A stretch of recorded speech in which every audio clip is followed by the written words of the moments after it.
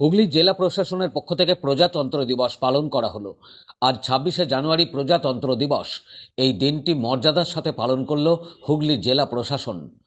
চুঁচুড়া eastern গ্রাউন্ডে এদিন জাতীয় পতাকা উত্তোলন করলেন হুগলির জেলা শাসক।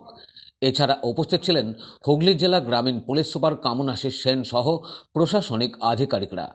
কুচকাওয়াজ সহ বিভিন্ন ট্যাবলো ছিল জেলা প্রশাসনের পক্ষ থেকে।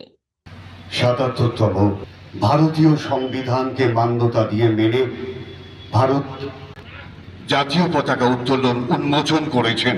আমরা দেখতে পাচ্ছি যারা বাড়িতে বসে অনুষ্ঠানটা দেখছেন তারাও এই অনুষ্ঠানটা দেখতে পাচ্ছেন, তার ব্যবস্থাও করা হয়েছে। তারা দুজনেই এই মুহূর্তে কুচকাওয়াজ পরিদর্শন করছেন, অর্থাৎ বাহিনী পরিদর্শন করছেন।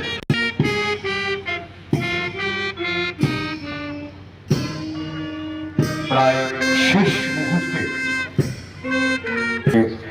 ফিরে আসছেন।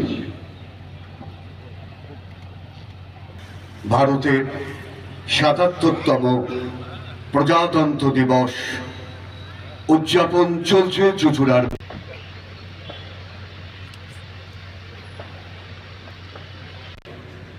তিনবার তপধ্বনি করবে, তার অনুমতি গ্রহণ করবেন।